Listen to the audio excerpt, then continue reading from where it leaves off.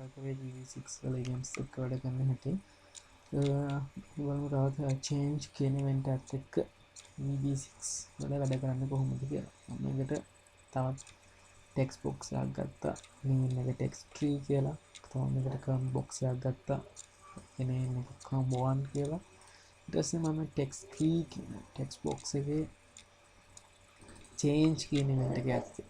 change කියන event එක ඇත්තේ code එකක් ලිව්වා combo 1 and dot add item කියන්නේ combo box 1 කියන එකේට මොනවා හරි add කරන්න කියන්නේ text එකක් add කරන්න මොකක්ද add කරන text එක text tree කියන text box එකේ තිබෙන text එක අපි බලමු මේ code එක run කරලා මොකද්ද වෙන්නේ කියලා මම මේ text එකේ k කියලා type කරා type කරලා මම ඒක erase කරලා දානවා ආපහු a කියලා type කරා erase කරලා දැම්මා n කියලා type කරා erase කරලා දැම්මා a කියලා type කරලා erase කරලා දැම්මා n කියලා type කරලා erase කරලා දාලා a කියලා type කරලා erase කරලා දැම්මා ඊට පස්සේ අපි බලමු මේ combo box එකේ මේ down arrow එක click කරලා මොකද්ද තියෙන්නේ කියලා අපිට මේ type කරපු letters ටික අපිට දැක් ගන්න පුළුවන් ඒ කියන්නේ මොකද්ද වෙලා තියෙන්නේ මෙතන වෙලා තියන්නේ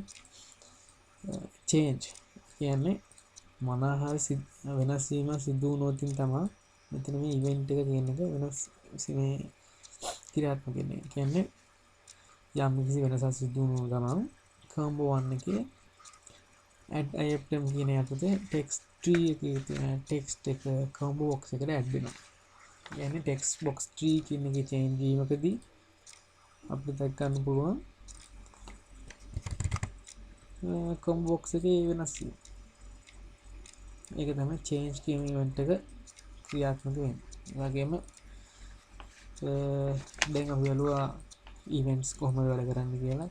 දැන් අපි VB6 වල බලමු කොහොමද VB6 වල loops ක්‍රියාත්මක වෙන්නේ කියලා. loops කියන්නේ යම්කිසි පිළිවෙලකට යම් කිසි අගය පරාසයක් දක්වා ක්‍රියාත්මක වෙන කෝඩ් එකක්. එතකොට අපි බලමු විවිධ loops වර්ග තියෙනවා do while do until කියලා. අපි මෙහෙදි බලමු for next කියන loop එක කොහොමද ක්‍රියාත්මක වෙන්නේ කියලා. ඉතින් මම මේකට command 1 කියලා command button එකක් ගන්නවා. ඒක caption එක වෙනස් කරනවා click කියලා. පස්සේදී name එක command 1 කියන එකට cmd 1 කියලා name එක ලබා දීලා මම මේ බටන් එකට කෝඩ් එකක් ලියනවා click කියන event එකේ යටතේ ඊට මගේ කෝඩ් එක මේ for next කියන loop එක කොහොමද ක්‍රියාත්මක වෙන්නේ කියලා. ඊට පස්සේ මම මේකේ variable එකක් declare කරනවා x කියලා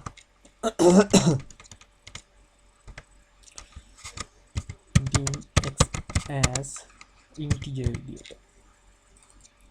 ඒ වගේම තව variable එකක් declare කරනවා dim y as integer විදියට. ඉතින් දැන් බලමු අපි මේ for next loop එක කොහොමද ක්‍රියාත්මක වෙන්නේ කියලා. බලමු අපි for කියලා type කළා y equal 1 to 8 කියලා ලබා දෙනවා. ඊට පස්සේදී print x equal x plus 1 next මෙන්න මේක තමයි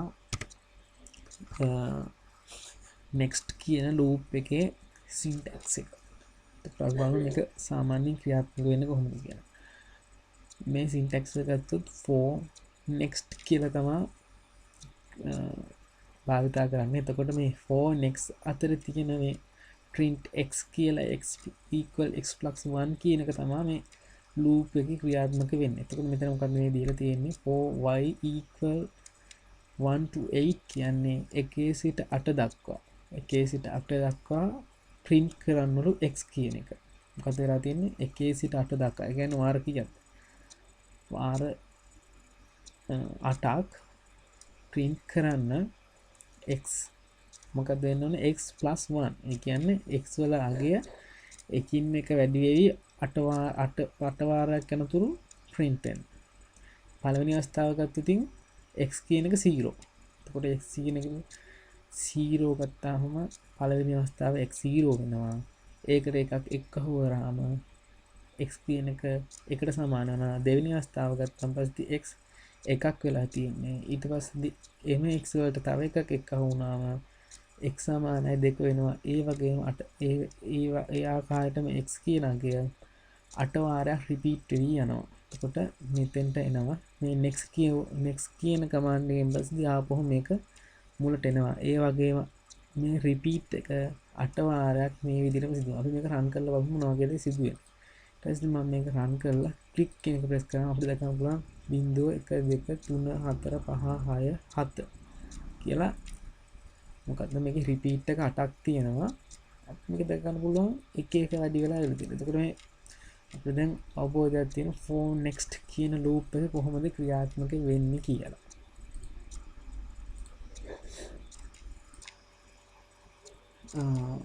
හොඳයි අපි එහෙනම් බලමු අපි paper එක ප්‍රධාන ගැටලුව වෙන මේ database එක කොහොමදයි VB සහ access වලින් කරන්න කියලා. පළවෙනිම අපි ගත්තොත් ඉතින් අපිට මේ paper එන්නේ field data description field size වගේ table එකක් දීලා ඒකට අනුව database එක හදන්න කොහොමද කියලා. ඊට පස්සේ අපි පළවෙනිම ගත්තොත් ඉතින් access වලින් අපි මේ field name එක data type එක description එක ඒ වගේම මෙතන field size එක දෙනවා කියන් තියලා අපේ database එක හදා ගන්න ඕනේ ඉස්සෙල්ලා. ඊට පස්සේ මෙතන මම මේ paper එකට අමතරව register number කියලා field එකක් add කරලා දිනවා. ඊට පස්සේ ඉතින් machine number operator r data r hours කියලා කියලා දෙන ඊට අදාළ data types එක මේ පැත්තෙන් දැක් ගන්න පුළුවන්. description එක මෙන්න මේ level දැක් ගන්න පුළුවන්. එතකොට මේ machine number කියන එකට මම primary key එක දීලා තියෙනවා. ඊට පස්සේ මම මෙතන view එකකින් යනවා data sheet view එකට. එතකොට මම දැක් ගන්න පුළුවන් register number, machine number, operator, running data, running hours ගැන විස්තර ටිකක්. එතකොට මම මේ project එක තමයි VB6 වලින් DOL කියන function එකෙන් connect කරන්න ඕන. මම බලමු VB වලට ගිහිල්ලා කොහොමද කියලා. එතකොට අරක තිබ්බ fields වලට අදාළව fields සහ records වලට අදාළව මම interface එකක් හදාගෙන තියෙනවා VB6 වල. machine number, operator name, running date, running hours, register number කියලා එකක්. එතකොට අපි paper දීලා තියෙන මේවට වෙන මේ edit, new, save, delete, move first, move last, move previous, move next කියන buttons වලට coding ලියන්නේ කොහොමද කියලා. එතකොට ඉස්සෙල්ලා අපි කරන්න ඕන මේ වගේ interface එකක් ඇඳ ගන්න ඕනේ. ඊට පස්සේදී අපි මේ interface එකේ තියෙන text box commands buttons වගේ ඒවායි caption සහ names කියන්නේ මේ ටික objects වල names ලියන්න ඕනේ. ඒකට මේ text box එක ගත්තොත් මේ text box එකේ text 1 කියලා තමයි මේ name එක සඳහන් වෙන්නේ. මේකේ ගත්තාම text කියන property එක zero කරලා කියන්නේ delete කරලා දාලා තියෙන text. ඊට පස්සේ ඉතින් මේවා බටන් එකක් ගත්තොත් මේකේ name එක දාලා තියෙනවා cmd edit කියලා caption යටතේ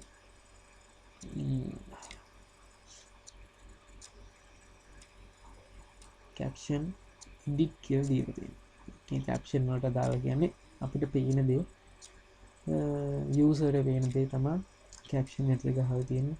edit, new, save, delete කියලා මේ සඳහන් වෙන්නේ caption වලින් change කරපු properties. එතකොට මේ commands buttons ඒ වගේම caption වලින් තමයි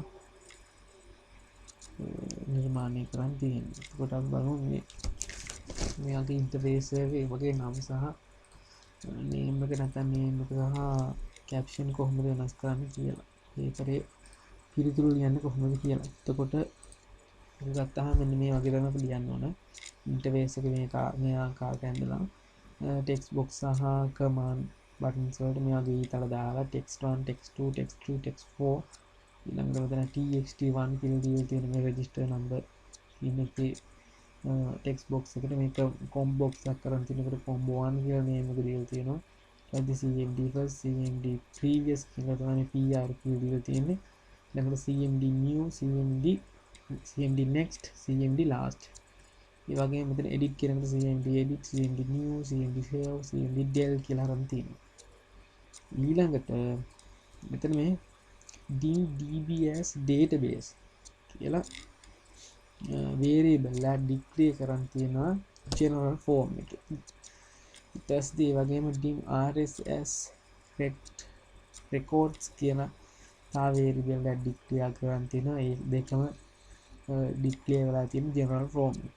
ඊට පස්සේ මම form load එකේ ලියලා තියෙනවා private sub form load කියලා set database කියන්නේ set කරන්න කියන එක. මොකද set කරන්න database එක open database. මේ මොකද්ද? මගේ database එක තියෙන location. මම මේ database එක save කරලා තියෙන්නේ fhnd tutorial vbq කියන file path එකේ. ඒක නිසා තමයි මෙතන මේ එතකොට මෙතෙන්ට එන්නේ database එක save වෙලා තියෙන file path එක. ඊට පස්සේ මම ලියලා තියෙනවා set rs කියන්නේ record set කියන එක. එතකොට මොකද්ද මගේ record set එක db.open records කියලා ලියලා වරහන් ඇතුලේ double quotation select power symbol නැත්නම් ගුණ කිරීමේ ලකුණ දාලා from student data කියලා දීලා දෙනවා. මේ student data කියන්නේ මගේ database එකේ තියෙන table එකේ name එක. අපිට database එකේ table දෙක තුනක් වුණා දාගන්න පුළුවන්. ඒක නිසා අපිට ඕන table එකේ name එක තමයි මෙතන දාලා තියෙන්නේ. ඊට පස්සේ මේක දෙලා තියෙන form load එක. ඊට පස්සේ බලන්න මේ මෙතන private sum form එකේම activate. ඒ කියන්නේ මොකද්ද මේ activate කියන event එක. ඒ කියන්නේ අපේ database එක active. කියන්නේ run time එකේදී මොකද්ද වෙන්න ඕන කියන එක තමයි මෙතන දීලා තියෙන්නේ. එතකොට මොකද වෙලා තියෙන්නේ txt1.text. මොකද්ද අපි txt1 කියලා ගත්තේ. මෙන්න මෙතන. මේ තියෙන txt1. ඒකේ තියෙන text එක සමාන වෙනවා register number එකට. ඒ කියන්නේ මොකද්ද?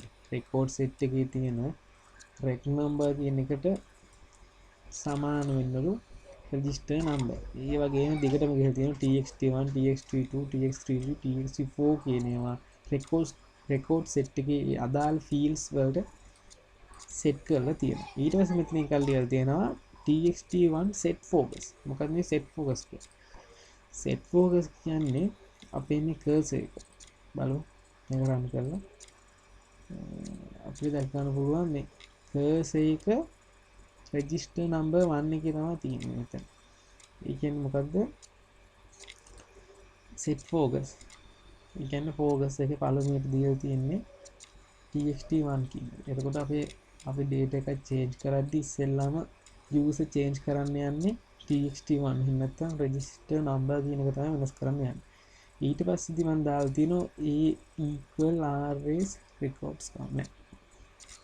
rs movie last. ඒ කියන්නේ record set එකේ අන්තිම record එකට යන්න කියලා තමයි මේ code එක දීලා තියෙන්නේ. ඊට පස්සේ දීලා තියෙනවා a equal. ඒ කියන්නේ a කියන හරි variable එක සමානයි record set එක records count. ඒ කියන්නේ record එක count කරන්න කොච්චර records තියෙනවද කියලා. ඊට පස්සේදී rs movie first. මේ මොකද මේ a කියන එක records count කරන්න ඉස්සෙල්ලා මේක movie last වලට යවලා තියෙන්නේ මේ records count කියන එක count කරන්න යට ඉඳලා උඩට. අපි මේක movie first තිබ්බොත් එතකොට ඉතින් උඩ තවත් records නැති නිසා මේ a කියනගේ 0 වෙනවා. ඒක නිසා අපි තියෙන records ටික සේරම ලබා ගන්න ඉස්සෙල්ලාම කරන්නේ record set එක යවන අන්තිම record එකට යවලා a කියන එකට count කරගන්නවා records කීයක් තියෙනවද කියලා. ඊට පස්සේදී රෙකෝඩ් සෙට් එක මූවි ෆස්ට්. ඒ කියන්නේ රෙකෝඩ් සෙට් එකේ තියෙන පළවෙනි රෙකෝඩ් එකට යන්න. යවලා 4 කියන ලූප් එක යොදාගෙන කියන 4 next ලූප් එක යොදාගෙන I කියන එක අරන් තියෙනවා 1 to 8. ඒ කියන්නේ එකේ සිට අන්තිම රෙකෝඩ් එක දක්වා කියන තේරුව තමයි මේ 1 to 8 කියන්නේ. කොම්බෝ බොක්ස් 1. ඒ කියන්නේ කොම්බෝ බොක්ස් එකට ඇඩ් කරන්නලු රෙකෝඩ් සෙට් එකේ තියෙන රෙජිස්ටර් නම්බර්ස්. ඒ කියන්නේ මොකද මෙතනින් වෙන්නේ? එකේ සිට අන්තිම රෙකෝඩ් එක දක්වා movie next එකින් එක මාරු වෙවි කොම්බෝ බොක්ස් එකට ඇඩ් කරන රෙජිස්ටර් නම්බර් ටික.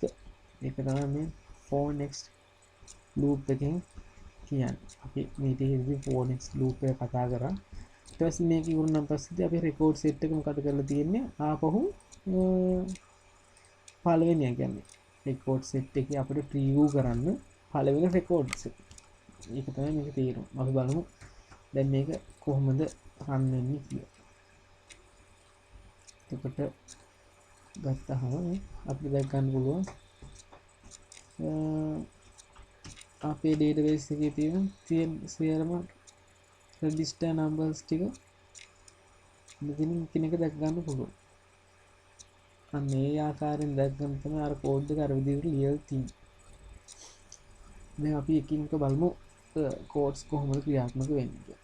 එතකොට මේ ඇක්ටිව් ෆෝම් එකේ තිබ්බ ටික දැන් පැහැදිලි කොහොමද ක්‍රියාත්මක වුනේ කියලා. ඊට පස්සේ මම මෙතන ලොස් ෆෝකස් කියන එකක් අරන් තියෙනවා. ඉවෙන්ට් එක මොකද්ද මේ ටෙක්ස්ට් 1 කියන්නේ.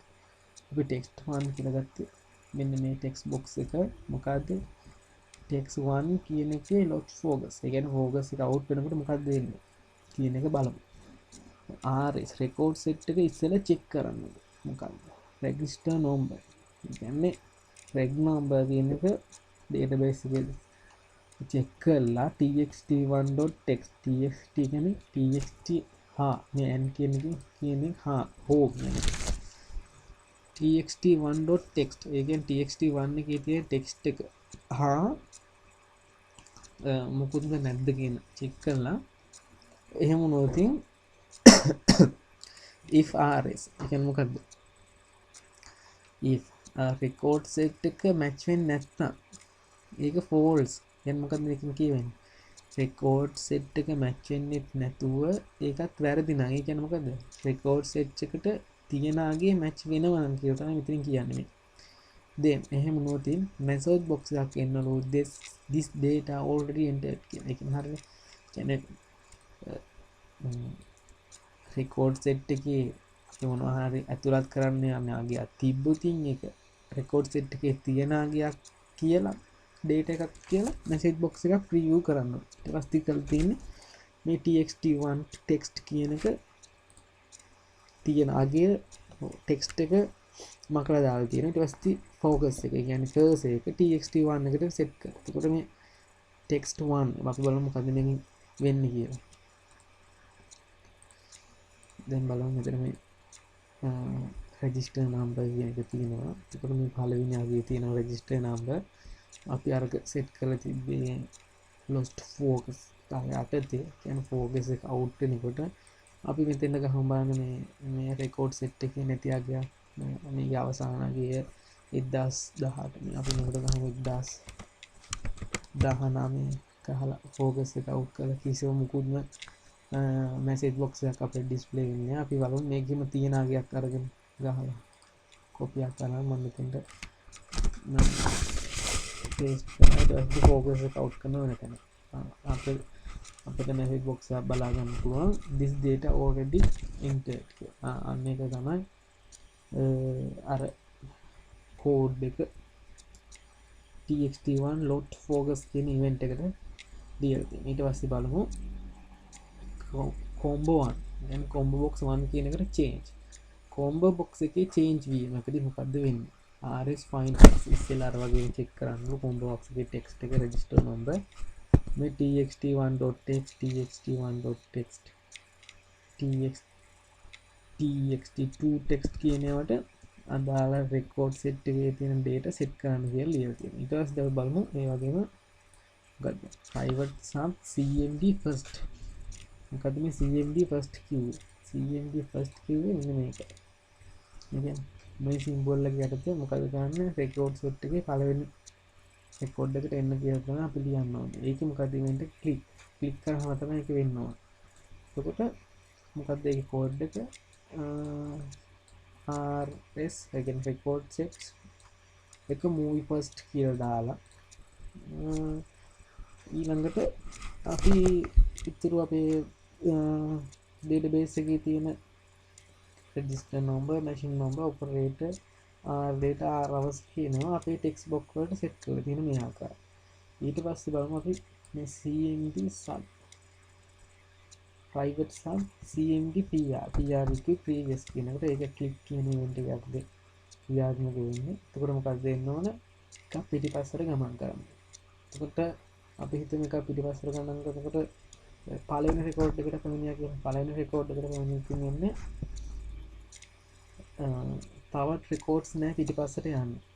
ඒ නිසා එතකොට අපේ ඩේටාබේස් එක error message එකක් එන්න පුළුවන් run වෙන්න.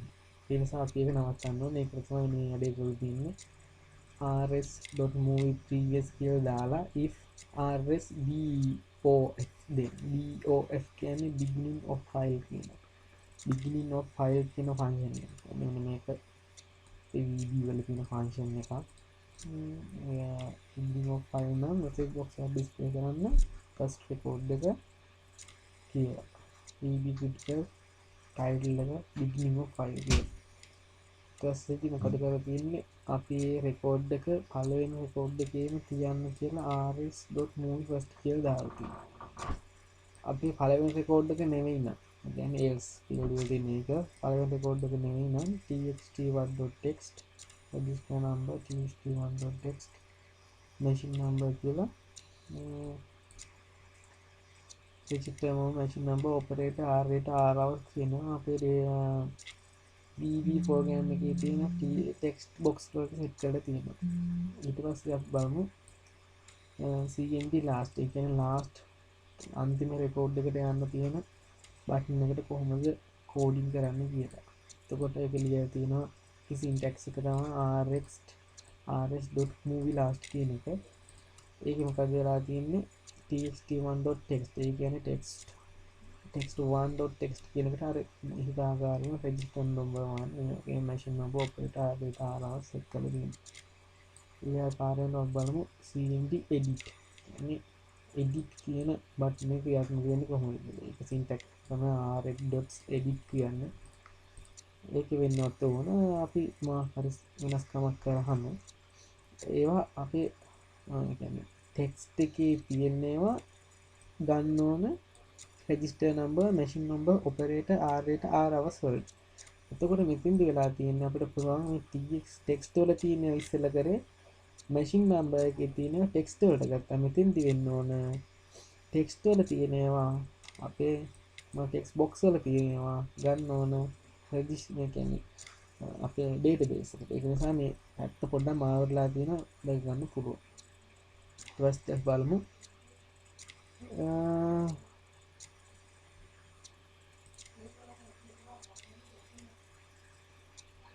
අපි ඊට පස්සේ බලමු මොකද්ද එතන අන්තිමට rs edit නම් මේක අවසාන syntax එක අවසාන වෙලා තින්නේ record set එක update කියලා කියන update වෙන්න කියන එක. ඊට පස්සේ message box එක display කරන්න කියලා තියෙනවා edit successful කියලා. අපි බලමු මේක ක්‍රියාත්මක වෙන්නේ කොහොමද කියලා. මෙතන එතකොට වෙන්න ඕන අපි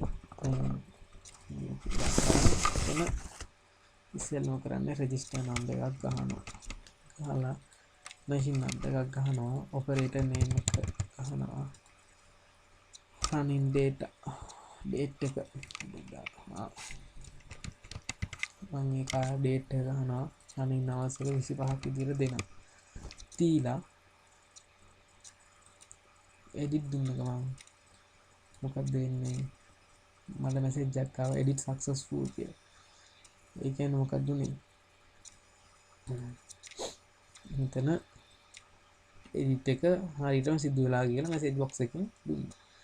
ඊට පස්සේ බලමු මේ cmd new කියන්නේ ටෙක්ස්ට් බොක්ස් එක සේරම මලා කියන්නේ නැති වෙලා යනවා. ඒ කියන්නේ අපිට අලුත් රෙකෝඩ් එකක් එන්ටර් කරන්න පුළුවන්. ඊට පස්සේ මෙතන cmd save එක.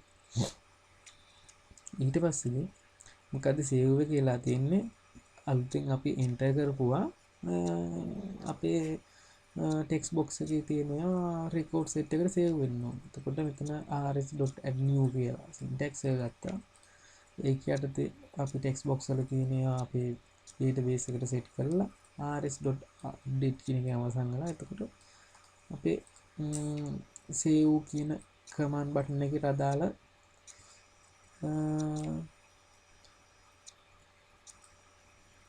කෝඩ් එක තමයි තියෙන්නේ. ඊට පස්සේ බලමු delete කරන්න කොහොමද කියලා. record එක delete වෙන්නේ කොහොමද කියලා. එතකොට මේ බලමු dim rv as string කියලා දීලා තියෙනවා. මේ rv කියලා දාලා තියෙන්නේ අපි message box එකක් ගන්න ඕනේ. මොකද අපි අතින් වැරදිලා හරි delete button එක click කරොත් අපේ record එක delete වෙන්න පුළුවන්. ඒක නිසා අපි අවදානම නිසා message box එකකින් අහනවා are you sure කියලා. ඊට පස්සේ vb yes no කියලා දීලා තියෙනවා deletion කියලා title එක යටතේ. ඊට පස්සේ මොකද මෙතන අහලා තියෙන්නේ if rv equal vb yes then. කියන්නේ rv කියන text box කියන්නේ message box එකේ තියෙන yes button එක click කරොත් record set එකේ තියෙන එක delete කරන්න. එහෙම නැති වුණොත් අපි else කියලා function එකක් ලියලා නැත්නම් මොකද මේ එහෙම නැති වුණොත් අපිට කරන්න දෙයක් නැහැ.